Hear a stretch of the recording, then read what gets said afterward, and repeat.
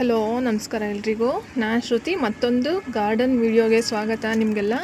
ನಾನು 2 ದಿನದ ಹಿಂದೆ ಒಂದು ಚಿಕ್ಕದು ಮೊಟ್ಟೆ ಇಟ್ಟಿದೆ, ಪಾರಿವಾಳ ಅಂತ ಹೇಳಿದ್ದೆ. ಇಲ್ಲಿ ನೀವು ನೋಡ್ತಾ ಇದ್ದೀರಾ, ಇವತ್ತು ಮರಿ ಮಾಡಿದೆ. ಅದರಮ್ಮ ಎಲ್ಲೋ ಹೋಗಿದೆ, ಫುಡ್ಡೇನೋ ತರೋಕ್ಕೆ ಅನಿಸುತ್ತೆ. ಇಲ್ಲಿ ನೋಡಿ, ಒಂದೇ ಒಂದು ಮೊಟ್ಟೆ ಇತ್ತು, ಹೊಡೆದು ಮರಿ ಮಾಡಿದೆ ಇವತ್ತು.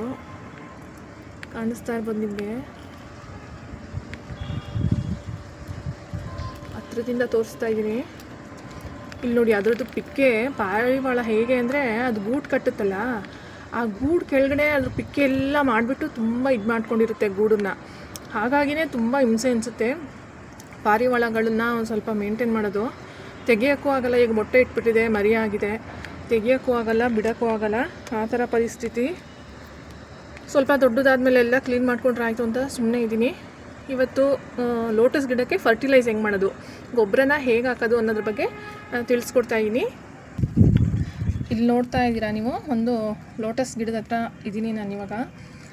ಇದು ಒಂದು ಗ್ರೀನ್ ಆ್ಯಪಲ್ ಅನ್ನೋದು ಒಂದು ಲೋಟಸ್ ವೆರೈಟಿ. ಗ್ರೀನ್ ಆ್ಯಪಲ್ ಅಂದರೆ ತುಂಬ ದೊಡ್ಡದಾಗಿ ಹೂ ಬಂದು ಮಧ್ಯ ಲೈಟ್ ಗ್ರೀನ್ ಇರುತ್ತೆ, ವೈಟ್ ಮತ್ತು ಗ್ರೀನ್ ಮಿಕ್ಸ್ ಆಗುತ್ತೆ.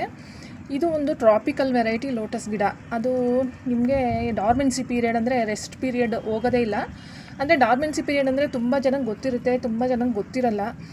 ಏನಂದರೆ ಅದು ರೆಸ್ಟಲ್ಲಿರುತ್ತೆ ಅಂತ ಗಿಡಗಳು, ನಿಮ್ಗೆ ಯಾವುದೇ ಬೆಳವಣಿಗೆ ಇರಲ್ಲ ಈ ಚಳಿಗಾಲದಲ್ಲಿ. ಈಗ ನಮಗೆಲ್ಲ ಚಳಿಗಾಲ ಬಂದರೆ ಮೈ ಕೈಯೆಲ್ಲ ತುಂಬ ಹೊರಟಾಗೋದು, ಆ ಥರ ಎಲ್ಲ ಸ್ಥಿತಿ ನಾವು ನೋಡ್ತಿರ್ತೀವಲ್ವ. ಅದೇ ರೀತಿ ಗಿಡಗಳು ರೆಸ್ಟ್ ಪೀರಿಯಡಲ್ಲಿರುತ್ತೆ. ನೀವು ಗೊಬ್ಬರ ಆ ಥರ ಏನು ಕೊಟ್ಟರು ಅದು ಬೆಳವಣಿಗೆ ಆಗಲ್ಲ.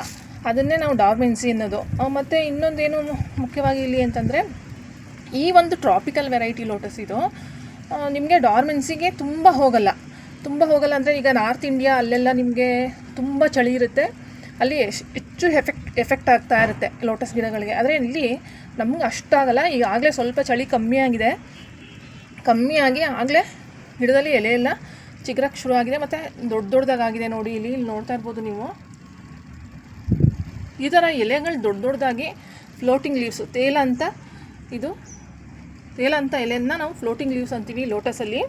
ಇದಕ್ಕೆ ಇಷ್ಟಿದ್ದಾಗ ನಾವು ಬೇಕಾದ್ರೆ ಫರ್ಟಿಲೈಸ್ ಮಾಡ್ಬೋದು, ಯಾಕಂದರೆ ಇದು ಡಾರ್ಮೆನ್ಸಿಗೆ ಹೋಗಿಲ್ಲ, ಅಂದರೆ ರೆಸ್ಟ್ ಪೀರಿಯಡ್ಗೆ ಹೋಗಿಲ್ಲ. ಇಲ್ಲಿ ಇನ್ನೊಂದು ಪ್ಲ್ಯಾಂಟ್ ತೋರಿಸಿದ್ದು ನಾನು ನಿಮಗೆ, ಇದು ನೋಡಿ, ಈ ಪ್ಲ್ಯಾಂಟ್ ಹೋಗಿದೆ, ಇದರಲ್ಲಿ ಯಾವುದೇ ಚಿಗುರುಗಳು ಬರ್ತಾ ಇಲ್ಲ, ಎಲೆ ಎಲ್ಲ ಒಣಗಿದೆ. ಇದಕ್ಕೆ ನಾವು ಫರ್ಟಿಲೈಸ್ ಮಾಡೋಕ್ಕಾಗಲ್ಲ. ಫರ್ಟಿಲೈಸ್ ಮಾಡಿಬಿಟ್ರೆ, ಗೊಬ್ಬರ ಕೊಟ್ಟರೆ ಈಗ ನೀವು, ಅದು ಒಳಗಡೆ ಕೊಳೆಯಂಥ ಚಾನ್ಸಸ್ ಜಾಸ್ತಿ ಇರುತ್ತೆ ಈ ಗಿಡಕ್ಕೆ. ಆದರೆ ಇದು ನೋಡಿ, ಗ್ರೀನಾಗೇ ಇದೆ, ಎಲೆ ಎಲ್ಲ ಹೊಸದಾಗಿ ಬರ್ತಾ ಇದೆ. ಇಲ್ಲಿ ನೋಡಿ, ಇಲ್ಲಿ ಎಲೆ ಎಲ್ಲ ಹೊಸದಾಗಿ ಬರ್ತಾ ಇದೆ. ಹಾಗಾಗಿ ಇದಕ್ಕೆ ನಾವು ಫರ್ಟಿಲೈಸ್ ಮಾಡ್ಬೋದು. ಸ್ವಲ್ಪ ಬಿಸಿಲು ಹೆಚ್ಚಾಗಿರೋದ್ರಿಂದ ಫರ್ಟಿಲೈಸ್ ಮಾಡ್ಬೋದು. ಈಗ ನೋಡಿ, ಇಲ್ಲಿ ಫರ್ಟಿಲೈಸರ್ ಇಟ್ಕೊಂಡಿದ್ದೀನಿ. ಇಲ್ಲಿ ನಾನು ನನ್ನ ಹತ್ರ NPK ಇಟ್ಕೊಂಡಿದ್ದೀನಿ. NPK ನಿಮಗೆ ಕೆಮಿಕಲ್ ಫರ್ಟಿಲೈಸರ್, ಅದು ಆರ್ಗ್ಯಾನಿಕ್ ಅಲ್ಲ. ನೀವು ಆರ್ಗ್ಯಾನಿಕ್ ಫಾರ್ಮಲ್ಲಿ ಸ್ವಲ್ಪ ತಾವರೆ ಗಿಡಗಳನ್ನ ಬೆಳೆಸೋದು ತುಂಬ ಕಷ್ಟ. ತಾವರೆ ಆಗಲಿ, ಲಿಲ್ಲಿ ಗಿಡಗಳಾಗಲಿ, ವಾಟರ್ ಲಿಲ್ಲಿ ಆಗಲಿ ಬೆಳೆಸೋದು ತುಂಬ ಕಷ್ಟ ಆಗುತ್ತೆ. ನೀವು ಫ್ಲವರ್ನ ತೊಗೊಳಕ್ಕಾಗಲ್ಲ, ಹೂವನ್ನ ಅದರಲ್ಲಿ ಬಿಡೋದು ತುಂಬ ಕಡಿಮೆ ಆಗಿಬಿಡುತ್ತೆ. ಇಲ್ಲಿ ನೋಡ್ತಾ ಇರ್ಬೋದು ನೀವು, ಇಲ್ಲಿ NPK ಇದೆ. NPK ತುಂಬ ಕಲರಲ್ಲಿ ಬರುತ್ತೆ. 19 ಇದು ವೈಟಲ್ಲೂ ಬರುತ್ತೆ, ಬ್ಲೂಲ್ ಬರುತ್ತೆ, ಮತ್ತು ಪಿಂಕ್ ಗುಲಾಬಿ ಬಣ್ಣದ್ದು ಬರುತ್ತೆ. ಇಲ್ಲಿ ಒಂದು ನಾನು ಪೇಪರ್ ಇಟ್ಕೊಂಡಿದ್ದೀನಿ, ನ್ಯೂಸ್ ಪೇಪರ್, ಯಾವುದಾದ್ರೂ ಒಂದು ಪೇಪರೋ ಇಲ್ಲಾಂದರೆ ಕಾಟನ್ ಬಟ್ಟೆನೋ. ಇದು ನೋಡಿ, 1 ಸ್ಪೂನ್ ಇದೆ.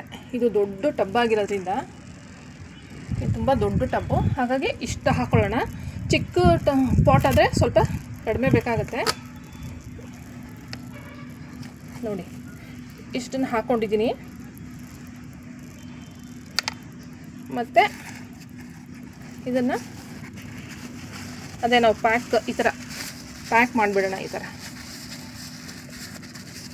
ಲೆಫ್ಟ್ ಹ್ಯಾಂಡಲ್ಲಿ ಎಡಗೈಯಲ್ಲಿ ನಾನು ಮಾಡ್ತಾಯಿದ್ದೀನಿ, ಬಲಗೈಯಲ್ಲಿ ಫೋನ್ ಇದೆ, ಹಾಗಾಗಿ ಸ್ವಲ್ಪ ವ್ಯತ್ಯಾಸ ಆಗುತ್ತೆ. ಇಲ್ಲಿ ನೋಡಿ, ಈ ಥರ ಇಟ್ಕೊಂಡಿದ್ದೀನಿ. ಈ ಥರ ಆಗಿ ಇದು ಗಿಡ ಇದೆ. ಇಲ್ಲಿ ನೋಡಿ, ಇಲ್ಲಿ ಮಧ್ಯ, ಈ ಥರ ಗಿಡದ ಮಧ್ಯ ಒಂದು 3 ಇಂಚ್ ಆಳಕ್ಕೆ ನಾವು ಅದನ್ನ ಇನ್ಸರ್ಟ್ ಮಾಡಬೇಕು ಗೊಬ್ಬರನ. ಈ ಕಡೆ ಸೈಡಲ್ಲಿ ಎಲ್ಲ ಹಾಕಬಾರ್ದು. ಕೆಲವ್ರು ಏನು ಮಾಡ್ತಾರೆ, ಮೇಲೇ ಹೀಗೆ ಹಾಕ್ಬಿಡ್ತಾರೆ. ಆ ಥರ ಯಾವುದೇ ಕಾರಣಕ್ಕೂ ಮಾಡಬಾರ್ದು ಆಕ್ವೆಟಿಕ್ ಪ್ಲ್ಯಾಂಟ್ಸ್ಗೆ. ಒಂದೊಂದು ಸಲ ಏನಾಗುತ್ತೆ, ಗಿಡ ಹಾಳಾಗೋದು, ಸಾಯೋ ಚಾನ್ಸಸ್ ಇರುತ್ತೆ, ಎಲೆಗಳೆಲ್ಲ ಹಾಳಾಗುತ್ತೆ. ಮತ್ತು ಮೊಗ್ಗೇನಾದರೂ ಬರೋ ಚಾನ್ಸಸ್ ಇದ್ದರೆ ಮೊಗ್ಗು ಅದರಲ್ಲಿ ಕೊಳ್ತೋಗ್ಬೋದು ಈ ಥರ ಫರ್ಟಿಲೈಸ್ ಮಾಡೋದ್ರಿಂದ. ನೀವು ಯಾವಾಗಲೂ ಅಕ್ವೆಟಿಕ್ ಪ್ಲ್ಯಾಂಟ್ಸ್ಗೆ ನೀರಲ್ಲಿ ಬೆಳೆಯೋ ಗಿಡಗಳಿಗೆ ಒಂದು 3 ಇಂಚು ಮಧ್ಯ ಕೊಡಬೇಕಾಗತ್ತೆ. ಲೋಟಸ್ಗೆ ಮಧ್ಯ ಕೊಡಬೇಕು. ಲಿಲ್ಲಿಗೆ ಯಾವ ಥರ ಫರ್ಟಿಲೈಸ್ ಮಾಡಬೇಕು ಅಂತ ನಾನು ಹೇಳ್ಕೊಡ್ತೀನಿ ಮುಂದಿನ ದಿನಗಳಲ್ಲಿ. ಇಷ್ಟು ಮಾಡಿಕೊಂಡ್ರೆ ಸಾಕಾಗುತ್ತೆ. ಬಿಸಿಲು ಜೋರಾಗಿರೋದ್ರಿಂದ ಮೊಗ್ಗು ಬರೋಕ್ಕೆ ಶುರು ಆಗುತ್ತೆ ಫರ್ಟಿಲೈಸ್ ಮಾಡಿದ ತಕ್ಷಣವೇ. ಇದು ಹೂ ಬಂದಮೇಲೆ ನಾನು ನಿಮಗೆ ಅಪ್ಡೇಟ್ ಮಾಡ್ತೀನಿ ಯಾವ ಥರ ಇರುತ್ತೆ ಅಂತ ಅಂದ್ಬಿಟ್ಟು. ಗಾರ್ಡನ್ ವೀಡಿಯೋಗಳು ತುಂಬ ಒಳ್ಳೊಳ್ಳೆ ವೀಡಿಯೋಸ್ ಬರುತ್ತೆ ಇನ್ನು ಮುಂದೆ ನನ್ನ ಚಾನಲಲ್ಲಿ. ಗಾರ್ಡನ್ ಬಗ್ಗೆ ತಿಳ್ಕೊಳ್ಳೋದು, ಗಾರ್ಡನಿಂದ ನಮಗೆ ಹೇಗೆಲ್ಲ ಹೆಲ್ತ್ ಬೆನಿಫಿಟ್ಸು ತುಂಬ ರೂಪದಲ್ಲಾಗುತ್ತೆ ಅಂಥದನ್ನೆಲ್ಲ ನಾನು ಹೇಳ್ತಾ ಹೋಗ್ತೀನಿ ನನ್ನ ವಿಡಿಯೋಗಳಲ್ಲಿ. ಗಾರ್ಡನಿಂಗ್ ಬಗ್ಗೆ ಇಂಟ್ರೆಸ್ಟ್ ಇದ್ದರೆ, ತಾವರೆ ಗಿಡಗಳ ಬಗ್ಗೆ ಇಂಟ್ರೆಸ್ಟ್ ಇದ್ದರೆ ಚಾನಲ್ನ ಸಬ್ಸ್ಕ್ರೈಬ್ ಮಾಡ್ಕೊಂಡು ನೋಡಿ, ಮತ್ತು ಒಂದು ಲೈಕ್ ಮಾಡಿ. ಏನಾದರೂ ನಿಮಗೆ ವಿಚಾರಗಳಿದ್ದರೆ ಕಮೆಂಟ್ ಸೆಕ್ಷನಲ್ಲಿ ತಿಳಿಸ್ಬೋದು. ಮತ್ತು ಮುಂದಿನ ದಿನಗಳಲ್ಲಿ ತಾವರೆ ಬಗ್ಗೆ ಹೆಚ್ಚಿನ ಮಾಹಿತಿ ಸಿಗುತ್ತೆ. ಎಲ್ಲ ಗಿಡಗಳ ಬಗ್ಗೆನೂ ಸಿಗುತ್ತೆ. ಅದರಲ್ಲಿ ಸ್ವಲ್ಪ ಹೆಚ್ಚಿನದು ಅಕ್ವೆಟಿಕ್ ಪ್ಲ್ಯಾಂಟ್ಸ್ ಬಗ್ಗೆ, ಲಿಲ್ಲಿ ಬಗ್ಗೆ ಸಿಗುತ್ತೆ.